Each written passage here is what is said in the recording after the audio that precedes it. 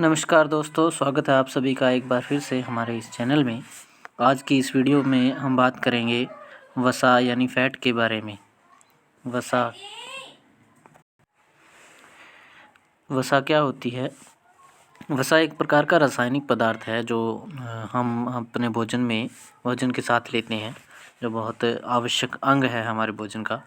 तो वो किससे मिलकर बना होता है? वो एक रासायनिक पदार्थ होता है जो हाइड्रोजन और ऑक्सीजन से मिलकर बना होता है।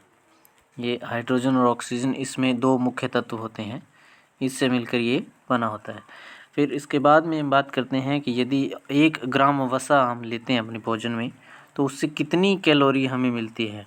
तो 1 ग्राम वसा से 9.3 किलो कैलोरी हमें भोजन से मिलती है। ये कैलोरी ऊर्जा के रूप में हमें हमारी शारीरिक क्रियाएं करने में काम आती है। इसके बाद है, एक वयस्क को एक दिन में कितने ग्राम वसा की आवश्यकता होती है। तो एक वयस्क व्यक्ति को प्रतिदिन 60 से 70 ग्राम वसा की आवश्यकता होती है। और वसा की अगर बात करें, इसमें कितने पार्ट होते हैं, तो ये 2 पार्ट से मिलकर बनी होती है। 2 अलग अलग पदार्थों जैसे वसीय अम्ल और ग्लिसरॉल से मिलकर बनी होती है। वसीय अम्ल और ग्लिसरॉल मिलकर वसा का निर्माण करते हैं। अब वसाएं 2 प्रकार की होती हैं, जो अवस्था के आधार पर है। उसमें 2 प्रकार की वसाएं होती हैं, जिसमें से पहला है जो कमरे के ताप पर द्रव के रूप में होती हैं, वो तो होती हैं तेल। और जो कमरे के ताप पर वसाएं जो ठोस अवस्था के रूप में होती हैं, वो होती हैं घी। ठीक है, जो कमरे के ताप पर द्रव हो वो तो होती है तेल, और जो कमरे के ताप पर ठोस अवस्था में पाई जाए वो होती हैं घी। हाँ, हालांकि जो वनस्पति जो तेल है उनको हाइड्रोजन विधि से हम वनस्पति घी में बदल सकते हैं। फिर इसके बाद हम बात करते हैं कि वो पार्ट वसीय अम्ल। ये जो वसीय अम्ल है ये कितने प्रकार का होता है।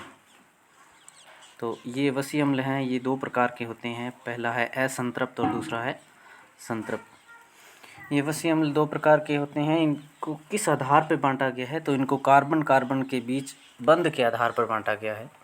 तो असंतृप्त वसीय अम्ल हैं, उनमें कार्बन कार्बन के बीच द्विबंध पाया जाता है, डबल बॉन्ड पाया जाता है।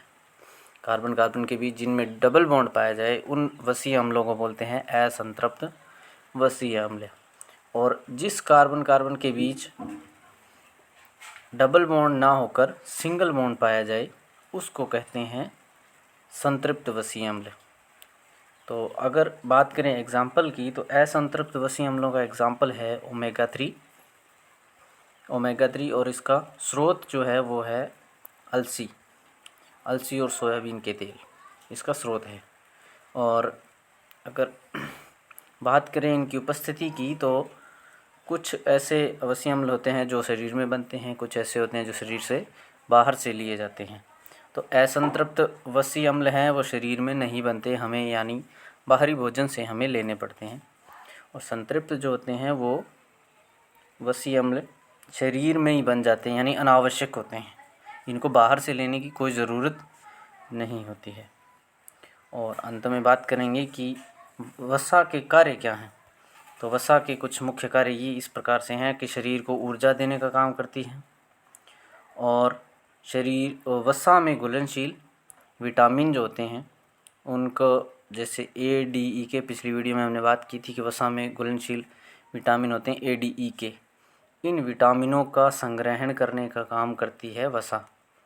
और सबसे लास्ट में है कि सर्दी से बचाव हेतु, जैसे कुछ मोटे लोग होते हैं तो उनमें वसा ज़्यादा होती है, तो उनकी त्वचा के जस्ट नीचे जो है वसीय परतों का जमाव हो जाता है, जो उनसे सर्दी से बचाव करने में मदद करता है।